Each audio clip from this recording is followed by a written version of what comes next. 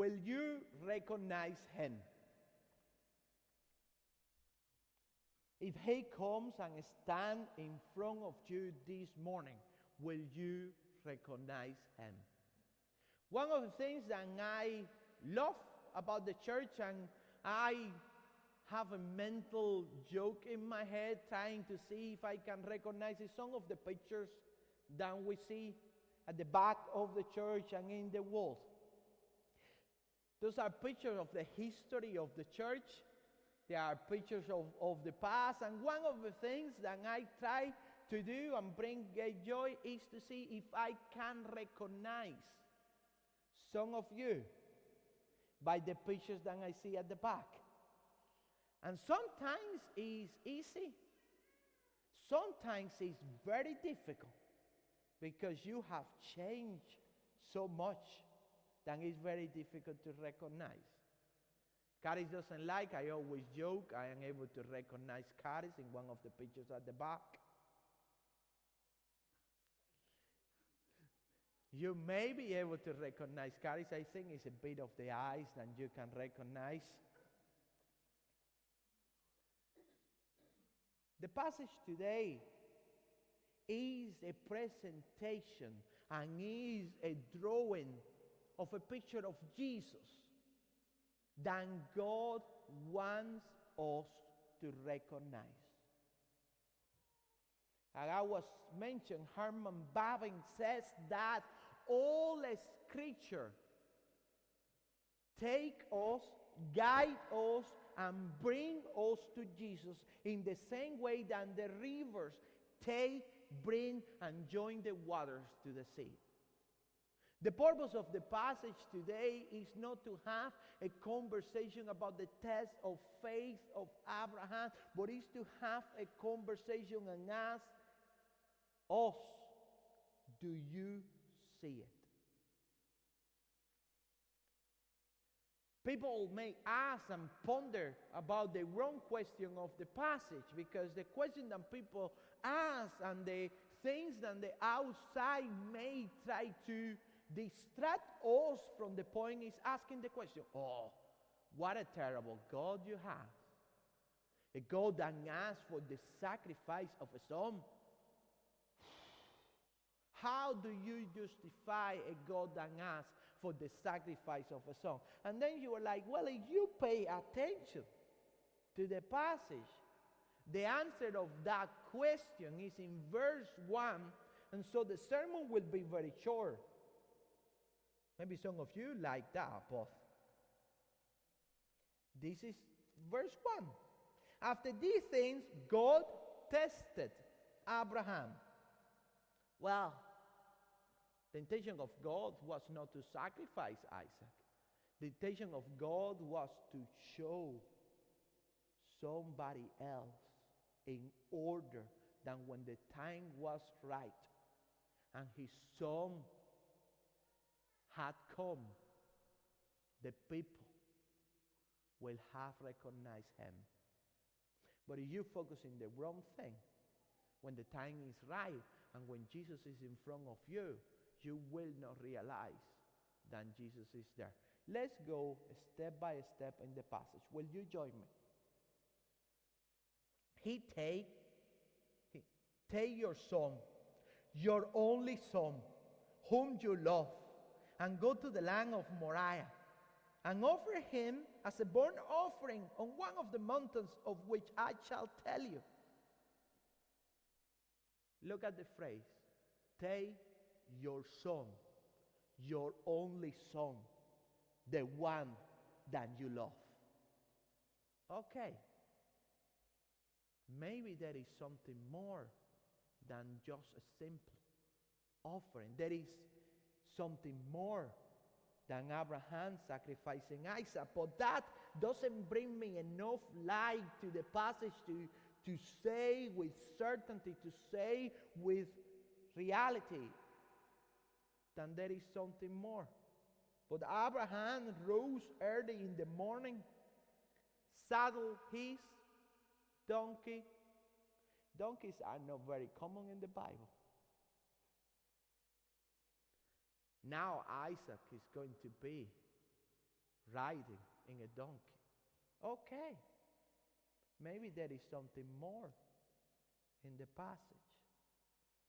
And took of his young men with him and his son Isaac, and he cut the wood for the burnt offering, and arose and went to the place of which God has told him. There is another clue. On the third day, for Christians, the third day is very important. The third day is a day of life. It's a day of resurrection. It's a day of victory. But on the third day, Abraham lifted up his eyes and saw the place from afar. Then Abraham said to the young man, stay here with the donkey, and I and the boy will go over there, worship, and come again to you. This is key. Abraham is saying, myself and the boy will come back to you again. The writer of Hebrews, and I say the writer of Hebrews because many discussions have been taking place of if who wrote the book of Hebrews, but that's beside the point, says that by faith Abraham took Isaac to be sacrificed. Abraham didn't know by certainty, didn't realize completely, but Abraham believed that even if he has to sacrifice his son Isaac, the power of God was so much that was able to raise Isaac from the death. What a prophetic message. But again, it's not so much about Abraham. God is painting a picture. So when Jesus is here, you are able to recognize him. This is another clue. So they went both together, and Isaac took the wood for the burnt offering. Isaac carried the wood on his back. Are you starting to see it? Are you starting to see it?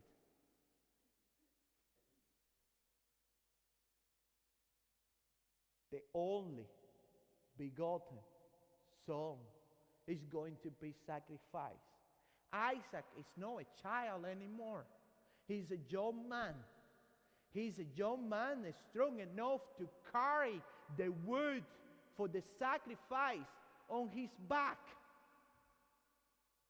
Abraham at this point is over 120 years old. He cannot put too much of a fight. He cannot run very far. Isaac could probably choose go running and escape. But there is the passive and active obedience of Isaac that the divine in the Westminster Assembly say the active and passive obedience of God. He is willing. And he is carrying the wood on which he will be sacrificed. Do you recognize Jesus?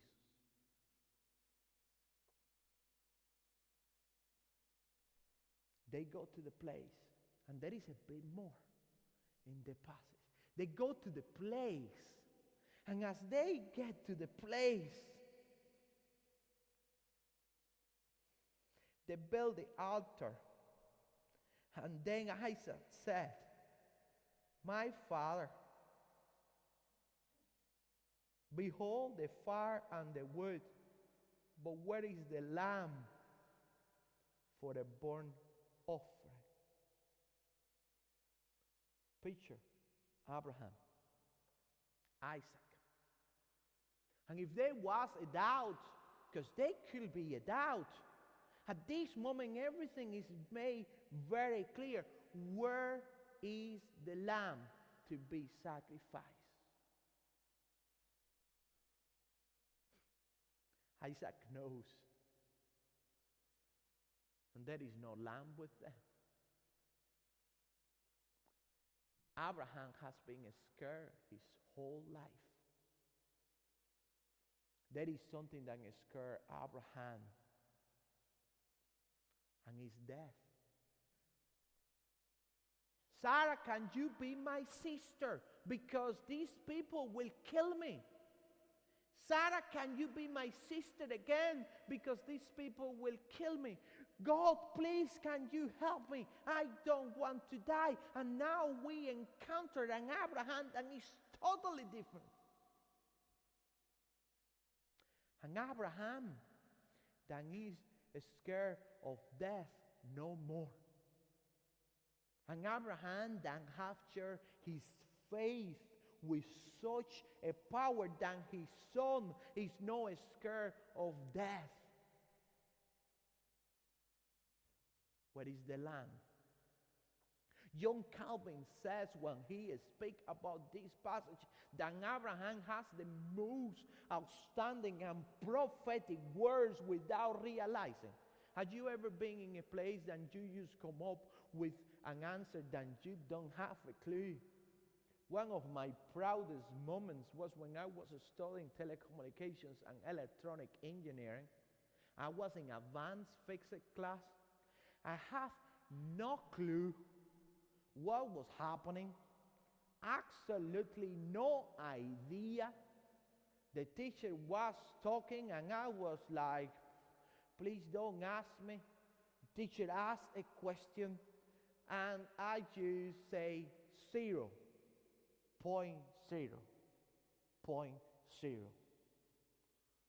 And then the teacher says, I don't know how you got there, but that's the answer.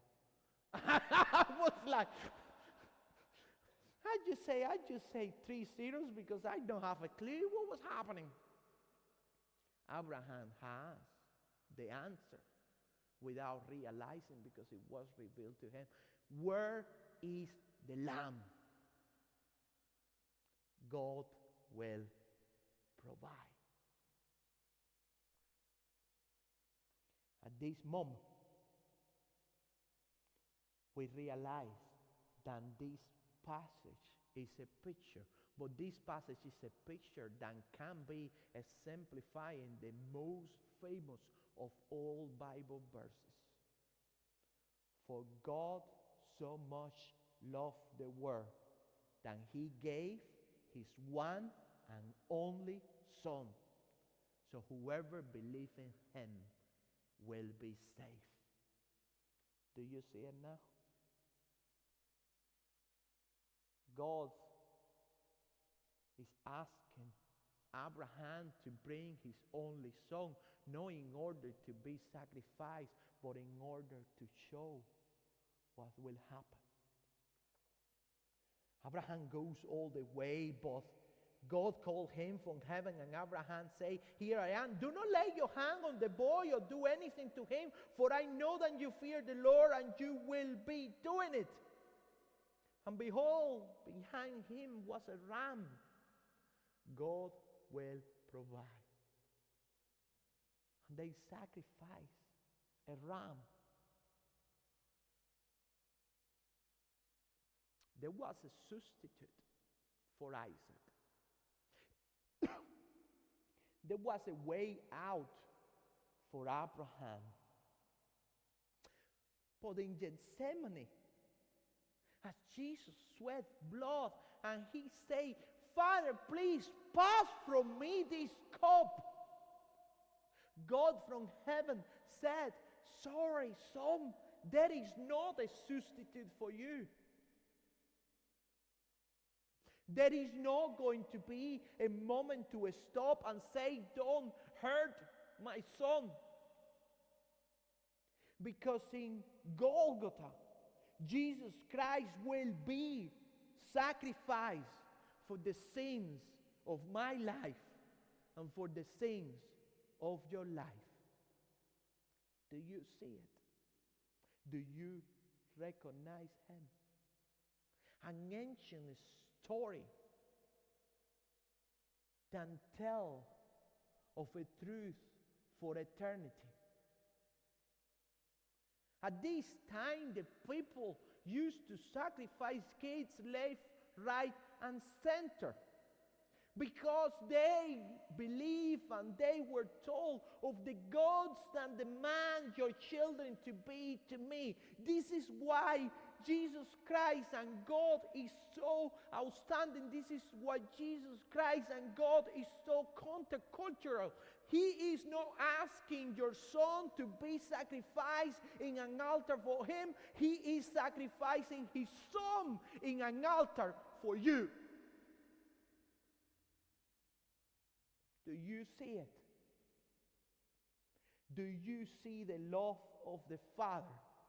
Do you know that Jesus? Do you believe in that Jesus? If that Jesus is walking in the streets of Belfast, will you love him or throw a firebomb at him?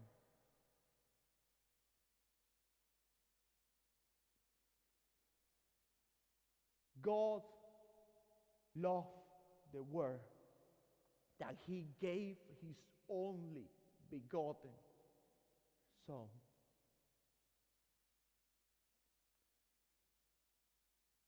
We need more of Jesus. Both sides of the aisle. We need more of Jesus. This week, we haven't seen much of Jesus.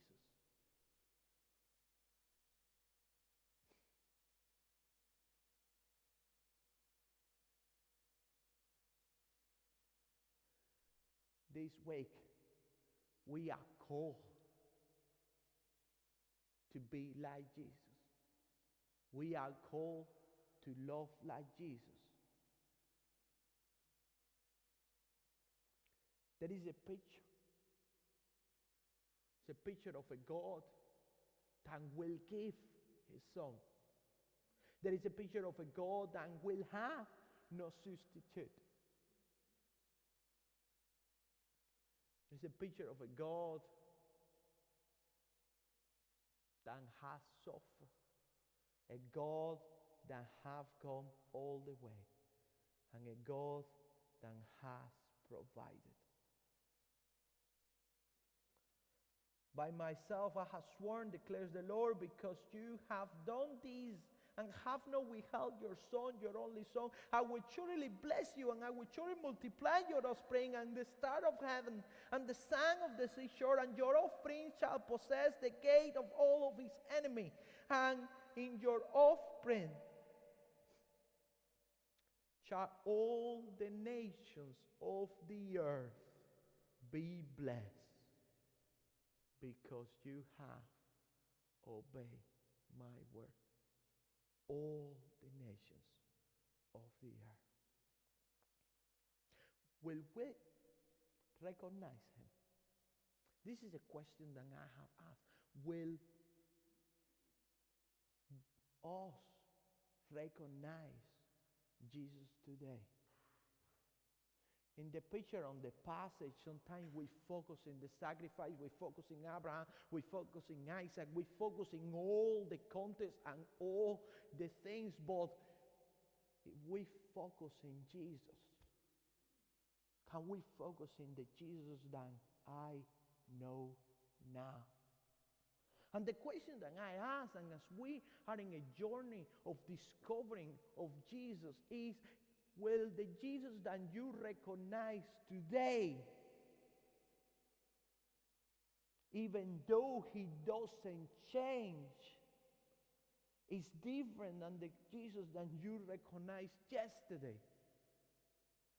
Once that I am given the details of the picture, once that I am told who the person is in the pictures at the back, it's a lot easier to recognize them again.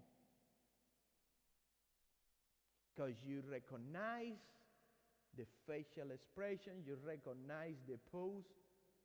I'm joking because in the picture that we have on the back of Carrie, she sometimes stands in the same way when she's talking. And then you're like, oh, she hasn't changed that.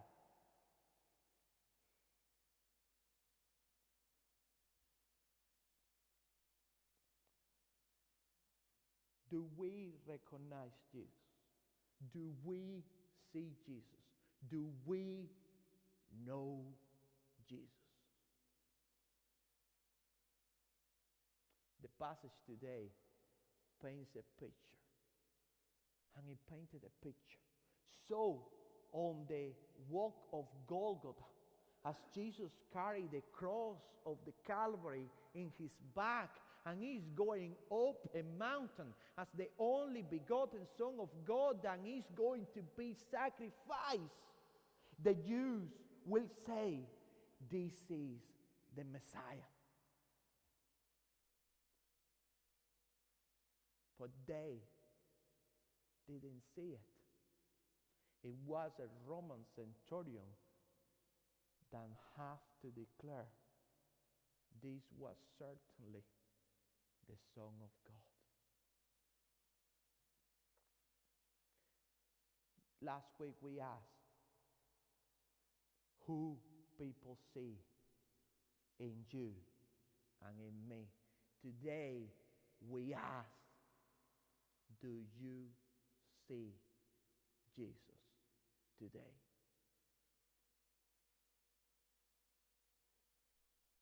Who is the Jesus that you know? Let's listen to this song of two that were not Christians. And they discovered that Jesus and wrote this song. Let's listen.